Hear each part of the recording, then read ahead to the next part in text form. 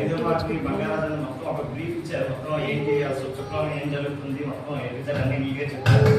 అలాగే స్టార్టింగ్ లో ఫాస్ట్ గా ఇంట్రడక్షన్ లో ఒక మాట అన్నారు, ఇది క్రిస్మస్ దినం కన్నా చాలా ఇంపార్టెంట్ స్టార్టింగ్ ఒక మాట అన్నారు.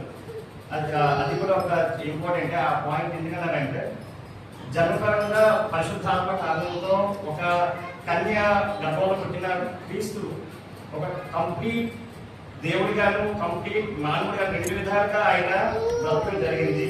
ఒకటి దాని ఇంగ్లీష్లో ఒక స్టేట్మెంట్ ఉంటుంది, హైపోస్టాటిక్ యూనియన్ అంటాం అనమాట. ఒక మనిషి ఎత్తారు కాబట్టి మనిషిగా పుట్టారు కాబట్టి కంప్లీట్ మ్యాన్ గా ఆయన బ్రతికాడు. రెండోది ఏంటంటే మనుషుల యొక్క పూర్తి సమస్యలను పాపాన్ని మొత్తం రక్షించాలనే ఉద్దేశంతో మనుషుల యొక్క పరిస్థితి అంతటిని ఆయనకున్న శక్తి ఉన్నంత వరకు మాక్సిమం భగవంతుడు దేవుడి దగ్గర తీసుకెళ్లాడు. దేవుడి దగ్గర ఉండే సమాచారాన్ని దేవుడిని మనకు పరిచయం చేయాలనే ఉద్దేశంతో మనకి దేవుడిని పరిచయం చేశాడు. అతను ఒక కమ్యూనికేషన్ ఒక మీడియేటర్ గా ఉండి మొత్తం కనెక్ట్ చేసి ఎంతకు మించి ఎవరు చెయ్యలేరు అన్న దీనిగా ఉండి కంప్లీట్ గాడ్.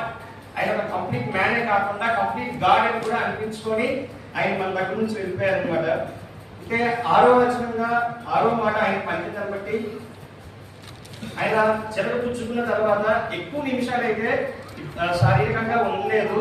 ఒక 3-4 నిమిషాల్లోని 2 మాటలు ముగించారు. ఆ 2 మాటల్లో 6వది 7వది పలికినప్పుడు 6వది ఒక మాట కాకుండా ఒక వర్డ్, ఒక పదం మాత్రమే. దాన్ని ఏ భాషలో తీసుకున్నా సరే దాన్ని ఒక పదం మాత్రమే టెక్లేషియా అంటాము. గ్రీక్ వర్డ్ లో, గ్రీక్ భాషలో టెక్లేషియా అంటారు.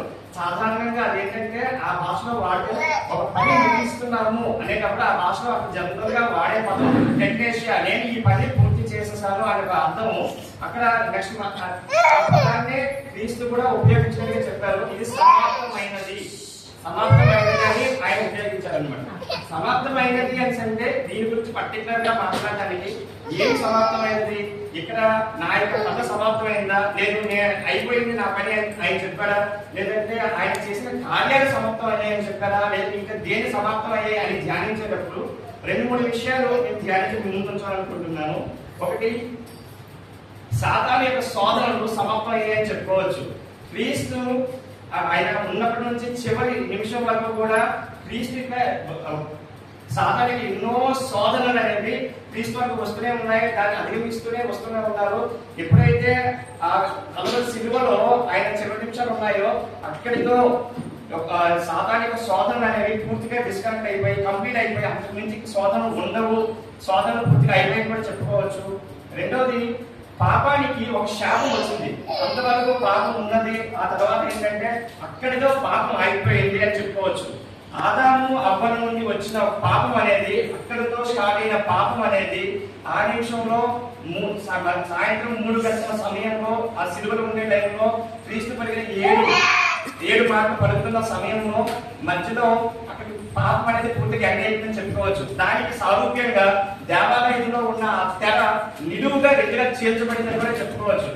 ఇప్పట్లో దేవాలయంలో మనం వచ్చి డైరెక్ట్ గా దేవుడిని ప్రార్థన చేసుకుందాం, డైరెక్ట్ గా వెళ్ళిపోయి అన్నగా ఉండదు. ప్రతి ఒక్కరికి దేవాలయంలో వెళ్ళే అవకాశం కూడా లేదు. సాధారణంగా ప్రజలు రావాలంటే అంత దూరంలో ఉంటారు, యాజకులు ఇక్కడ ఉంటారు. ప్రధాన యాజకులు వచ్చి దేవాలయం దగ్గర, అది కూడా సంవత్సరానికి ఒకసారి మాత్రమే.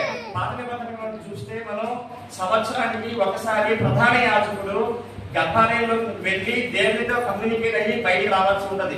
ఆయన లోపలికి వెళ్ళి వచ్చేటప్పుడు కూడా చాలా నియమ నిబంధనలతో వెళ్లాల్సి ఉంటుంది. ఈవెన్ చెమటి చుట్టూ కూడా పట్టకుండా ఆయన లోపలికి వెళ్ళాలి. ఒకవేళ ఆయన లోపలికి వెళ్ళిన తర్వాత ఏ కారణంతో ఏదైనా జరిగినట్లయితే అతన్ని తీసుకురావడానికి 10 మంది లోపలికి వెళ్ళడానికి కూడా ఉండదు. ఆయన వెళ్ళే పద్ధతి కూడా ఎలా ఉంటుందంటే, ప్రధాన యాజకుడు అది కూడా సంవత్సరానికి ఒకసారి వెళ్ళేటప్పుడు ఎలా ఉంటుందంటే ఆయన నడుముకి ఒక పెద్ద తాడు కట్టుకొని లోపలికి వెళ్లాల్సి ఉంటుంది.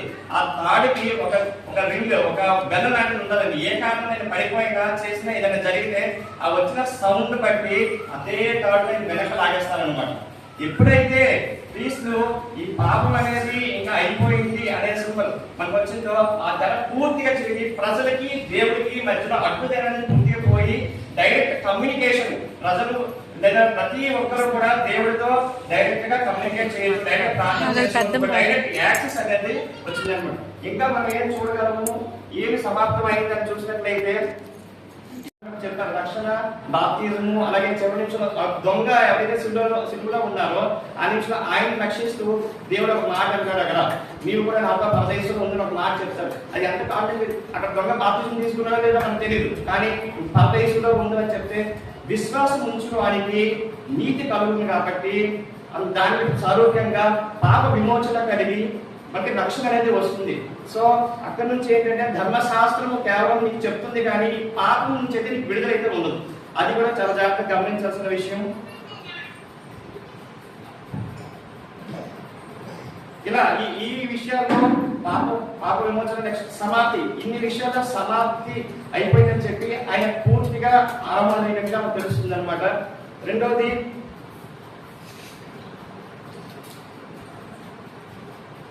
క్రీస్తు వెళ్తూ ఆయన ఒక జీవనదిని మన జీవితాల్లోకి ఇచ్చారని కూడా మనం చెప్పొచ్చు అనమాట. జీవనది అంటే జనరల్ గా మనం అర్థం చేసుకునేది ఎలా ఉంటుంది, నార్మల్ గా ఒక నదులు ఉంటాయి, నదులు అంటే దాని అర్థం ఏంటంటే నీరు ప్రవహిస్తూ ఉంటాయి చేస్తుంటాయి, కానీ ప్రత్యేకంగా జీవనదులని కొన్ని అంటారు. మన ఏరియాలో సంవత్సరానికి ఒకే నెల పంటలు వేస్తారు. మీరు east Godavari west Godavari side అయితే వాళ్ళు సంవత్సర కాలం పంటలు పండిస్తూనే ఉంటారు అనమాట. అక్కడ ఉండేది గోదావరి నది, సౌత్ గంగా అంటారు దాన్ని. సౌత్ లో ఉంటే గంగా నది, నార్త్ లో గంగా నది ఉంటుంది. ఇవి ఏంటంటే నిత్యము వాటి ఇంకా ఎడగనకూడదు, ఈ వర్షంతో సంబంధం ఉంటుంది, నిత్యము ప్రవహించే నదులు ఇవి ఎల్లకాలం ప్రవహిస్తూనే ఉంటాయి. వాటి జీవనదులు సాధారణంగా మనం అనుకుంటాం. దాన్ని బట్టి మనం దాని అర్థంగా మనం ఒక దీనిగా అర్థం చేసుకుంటే దేవుడు మన జీవితంలో హోలీ స్పిరిట్ ఒక నిత్య జీవితము అనే ఒక జీవనదిని మన జీవితంలో ఉంచి ఆయన పైకి వెళ్ళడం అనేది జరిగింది. ఈ కొద్ది మాటలు దేవుడు గురించుకున్నాడు.